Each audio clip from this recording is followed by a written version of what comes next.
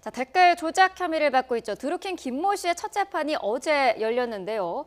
자, 일단 댓글 조작 혐의에 대해서는 순순히 인정을 했어요. 네, 그렇습니다. 사실 그 법정 그 바깥에서는 뭐 열기가 상당히 좀 뜨거웠습니다. 네. 집회 시위하는 이런 사람도 있고요. 또 예상 인원보다 30명의 더 많은 방청객이 있었는데 막상 그 재판은 좀 싱겁게 끝난 것이 아닌가. 뭐 15분 안에 끝났는데요. 네. 지금 그 말씀처럼 그 말 자체를 상당히 조금 줄여 나가려고 하는 이런 입장의 그 드루킹의 모습을 우리가 본 것 같고요. 네. 그리고 그 왜 매크로라고 하는 것을 사용했느냐라고 하는 질문에 있어서는 귀찮아서 그랬다. 뭐 이렇게 그 얘기를 했습니다. 네. 그리고 그 변호인 측에서 실제로 네이버의 업무에 설령 매크로를 사용했다 손치더라도 영향을 준 것은 없다라고 하는 얘기를 한 것 같습니다. 네. 이제 그만큼 업무 방해, 실제로 방해가 안 됐다라고 하는 뭐 이런 얘기를 한 것이고요. 네. 그만큼 이 범죄는 뭐 사소한 것이다라고 하는 그 이야기로서 이제 얘기를 한 것 같고, 다만 지금 그 드루킹은 빨리 구속 상태를 벗어나가기 위해서인지 모르겠지만 가급적 이야기를 안 하고 모르겠습니다. 나중에 이제 불구속 상태가 되었을 때 무엇인가 언론에 대해서 뭐 얘기를 한다든가 아니면 뭐 정치인에 대해서 일정한 의견을 표시한다든가 그건 일단 나중 문제로 생각한 것 같고 네. 재판정에서는 그 업무 방해의 그 혐의만 빨리 인정하려고 하는 예. 태도를 보였다. 그것이 특징이었다. 요약할 수 있겠습니다. 네. 네. 첫 재판이 어제 열렸는데 순순히 혐의 사실을 인정하면서 15분 만에 끝났어요.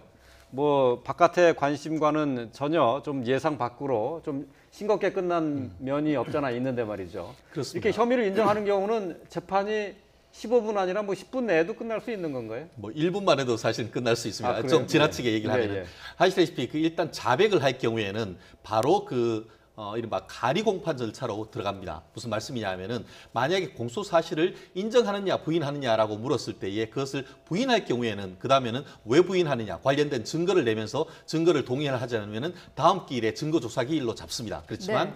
이 그 첫 번째 기일에 재판에 동의를 해버리면은 네. 그러면은 검찰에서 증거와 관련된 증거 목록을 내면은 공소 사실을 동의를 하기 때문에 인정하기 때문에 증거도 다 동의를 합니다. 네. 그러면은 더 이상 다툴 거리가 없죠. 그럼 통상 이제 자백을 하는 사건 같은 경우에는 경우에 따라서는 그 기일에 바로 끝날 수가 있고 예. 또 네. 설령 어떤 재판을 한다 하더라도 좀 정상 증인 한마디로 좀 더 선처해 주십시오 하는 취지를 어떤 그 다툴 수 있는 증인 한 명 불러서 재판을 한 기일 정도 하는 것으로 끝납니다. 그런데 네.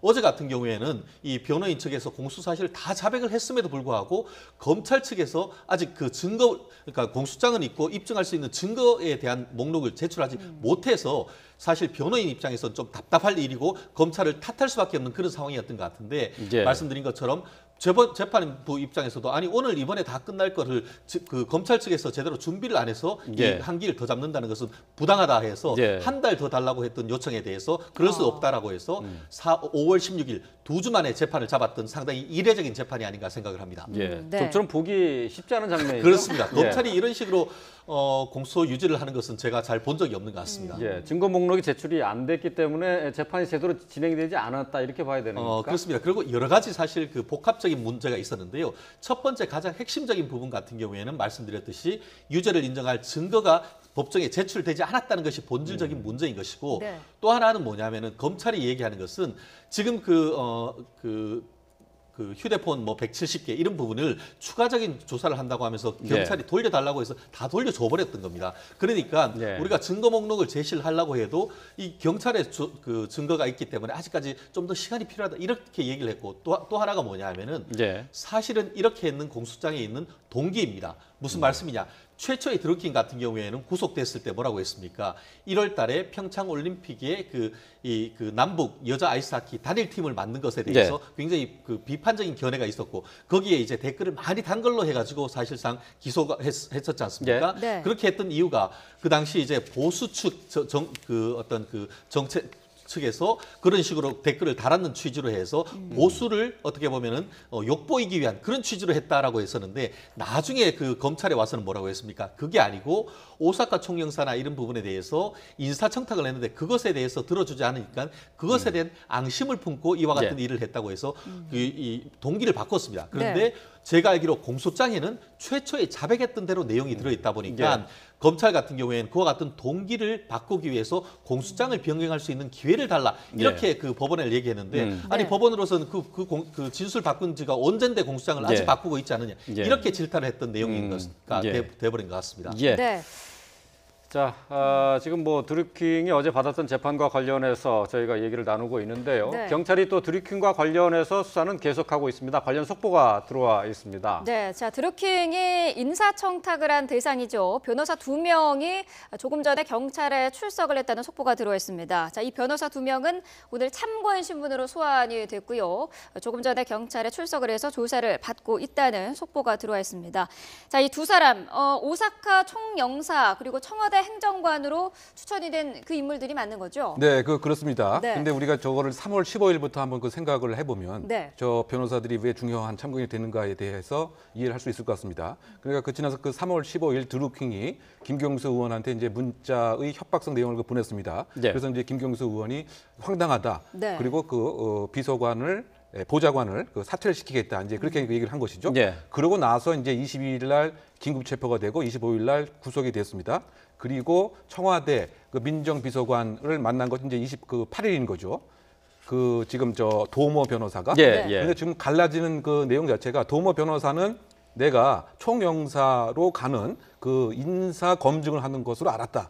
이런 그 입장인 것 같고요. 네. 청와대 그 백 비서관은 그것이 아니고 민정 차원에서 사전 확인 작업을 하기 위해서 이제 만났다. 그러니까 상당히 엇갈리는 그 얘기인데 여기서 초점은 뭐냐면 그 드루킹이 김경수 의원에게 상당한 영향력을 그 분명히 행사하는 위치에 있기 때문에 예. 인사적인 나름대로의 그 청탁의 과실을 주려고 했던 것은 아니냐 예. 이런 그 입장이 하나 있는 것이고요. 네. 그것이 아니다. 이것은 협박을 했기 때문에 협박과 관련돼서 사전 조사 작업이다. 이렇게 입장이 그 나누고 있는 것입니다. 예. 그러다 보니까 오늘 그 참고인 그 조사를 통해서 과연 어떠한 경위로 청와대의 연무관에서 그 민정비서관을 만나게 된 경위가 어떻게 되고 그 과정에서 김경수 의원이 어떠한 역할을 했는가 이것을 이제 그 확인해 보겠다라고 하는 이와 같은 참고인의 역할인 것 같고요. 네. 마찬가지로 이제 그 윤모 변호사도 청와대 행정관으로서 뭐 인사청탁의 한 대상이 됐기 때문에 그래서 큰 틀에서 본다고 한다면 도대체 그 드루킹의 역할이 얼마나 그 대단했기에 이렇게 그 청와대에 있는 민정비서관을 이렇게 면접을 할 수 있느냐 무려 1시간 가까이 예. 이것이 하나의 그 참고인 조사의 핵심 포인트가 되지 않을까 생각됩니다. 예. 네. 지금 뭐 보신 것처럼 뭐 드루킹 김 씨에 대해서 지금 재판이 진행되고 있는 가운데서도 경찰에서는 또 의혹이 있어서 드루킹 김모 씨와 관련한 조사는 계속 또 하고 있단 말이죠. 지금 인사청탁 대상이 된 변호사에 대해서 2명이 이제 경찰에 출석해서 참고인 조사를 받게 되는데 말이죠. 앞으로 이제 드루킹 김모 씨와 관련해서는 지금 현재 진행되고 있는 재판은 댓글 조작과 관련한 혐의 하나뿐이고 나머지 의혹에 대해서는 지금 경찰이 또 조사를 하고 있지 않습니까? 그렇습니다. 이 부분이 그 법률가 입장에서는 참 어떻게 보면 이해하지 못할 부분이 많습니다.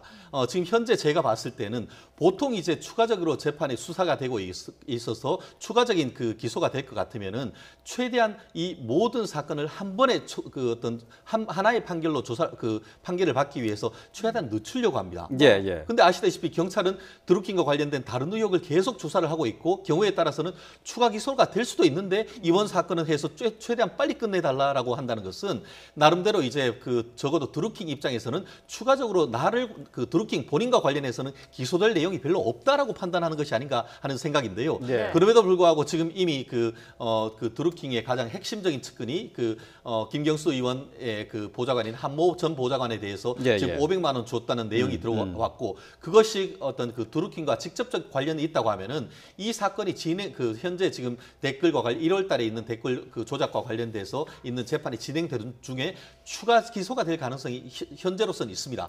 더불어서 지금 단순한 한모 씨가 500만 원 받은 게 그 조사받은 것 자체는 이른바 김영란법 위반, 이른바 부정청탁 금지법 위반으로 하고 있지만 네. 오늘 지금 그 관련된 변호사 2명을 불러서 참고인 조사하는 것은 경우에 따라서는 그것을 넘어서 인사청탁과 관련된 대가성이 있지 않느냐. 한마디로 형법상 뇌물죄에 대한 혐의에 대해서도 경찰로서는 잠재적인 혐의를 가지고 지금 조사를 하고 있는 것 같습니다. 예. 그렇기 때문에 단순히 이번에 댓글과 관련된 지난 1월 달에 있는 댓글 하나를 넘어서 500만 원과 관련되는 그 그 김영란법 위반, 더불어서 이 뇌물죄와 관련된 부분이 있고, 더불어서 지금 문제되고 있는 댓글 문제는 원래 1월이지만 그 전에 지금 그 이 드루킹 스스로가 이 그 지난 대선에 있었어요. 대선 그 본선, 그리고 그 이전에 있었던 대선 그 이 경선 과정에서의 댓글 문제가 있기 때문에 경찰이 이와 같은 댓글에 관련된 그 수사를 어디 범위까지 확장하는가에 따라서 이른바 드루킹 게이트도 될 수 있는 부분이라서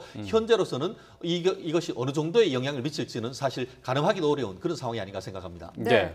내일 오전에는 또 김경수 의원이 참고인 신분으로 조사를 받게 되는데 김경수 의원에 대한 조사는 어떤 부분이 핵심 쟁점이 될까요? 일단은 이제 비서관이 그 부좌관이 그 500만 원을 받은 것에 있어서 김경수 의원이 그 알고 있었느냐, 즉 또 이 보좌관이 보고를 했느냐, 네. 이 부분에 있어서의 그 핵심 사항이 될 것 같고요.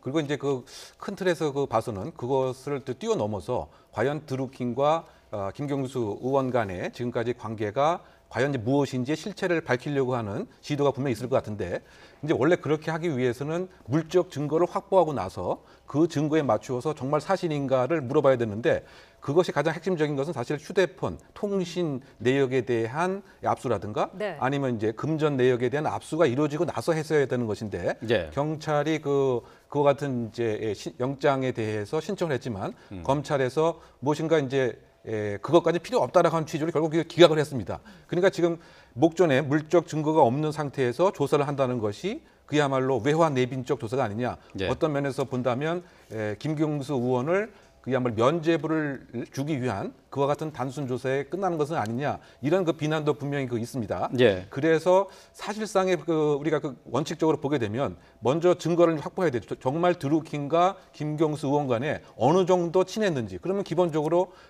하루에 또는 몇 번 문자를 했는지, 또는 한 달에 몇 번 통화를 했는지, 뭐 이런 것도 다 이제 파악을 돼야 되고, 예. 그리고 드루킹 한 명만 있는 것인지, 아니면 드루킹 2, 드루킹 3, 드루킹 4도 있는 것인지, 예. 뭐 이것도 사실은 이제 파악을 해야 되는 원칙인데, 네. 지금 그 경찰의 그 수사는 무엇인가 축소지향적으로 일단 좀 나가는 것이 아닌가라고 하는 이제 의구심이 있는 상태가 아닌가 생각이 됩니다. 예. 네.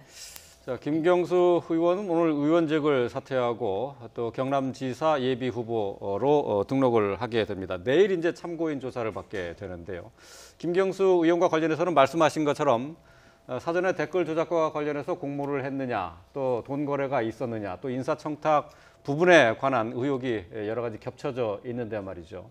지금 경찰 수사가 지금 정치권에서는 좀 믿을 수 없다, 특검으로 가자 하는 그런 상황인데, 지금 경찰 수사에서 좀 석연치 않은 점이 좀 많이 있죠. 결국 그렇게 된 것은 그 김경수 의원과 또 지금 현재의 그 서울지방경찰청장이 어떻게 보면 자초한 측면이 없지 않다, 이렇게 네. 얘기를 하는 것이죠. 네. 많은 국민들이 경찰의 수사가 과연 수사 의지가 있는가, 이런 부분에 대해서 질타하고 있는 부분인 것 같은데요. 실제로 지난번에 서울경찰청장 같은 경우에는 수사 그 언론 브리핑을 통해서 실제로 그 김경수 의원 측 같은 경우에는 수동적으로 드루킹 측으로부터 문자를 받기만 하고 실제로 그 부분에 대해서는 고맙다, 이 정도만 했다고 했는데, 네. 알고 봤더니만 우리가 일반적으로 쓰는 그런 그 SNS도 아닌 이 그 텔레그램이라든가 아니면 전 세계에서 가장 보안성이 높다고 하는 시그널 같은 그런 프로그램을 통해서 서로 의사 전달을 했고, 더불어서 한 일방적으로 지금 그 김경수 의원이 그 메시지를 받는 것을 넘어서 실제로 본인이 이제 일정 부분 11개 정도 되는 그 기사를 보냈고, 그것에 대해서 조치하겠습니다, 이런 그 답변을 했다는 그런 내용이 나오면서 경찰의 수사 의지에 대해서 어떤 문제가 생겼지 않습니까? 예. 그러다 보니까 현재 같은 경우에는 민주당 이외에 나머지 모든 그 야당 같은 경우에는 일치해서 특검 더불어서 특검과 이 그 국정조사를 해야 된다라는 그 얘기가 그 강력하게 지금 걸고 있는데요. 다만 지난번에 있었던 남북 정상회담을 거치면서 이 부분이 상당 부분 언론에서 벗어났지만, 이제 네. 남북 정상회담이 어느 정도 효과가 이제 그거 같은 것이 언론이 보도가 줄어들면서 드루킹이 그 사건이 굉장히 그 다시 한번 뜨고 있는데, 예. 지금 앞으로 이제 선거가 얼마 남지 않은 그런 상황 속에서 야당으로서는 이런 부분을 더 문제 삼을 가능성이 높지 않을까 싶습니다. 예. 네.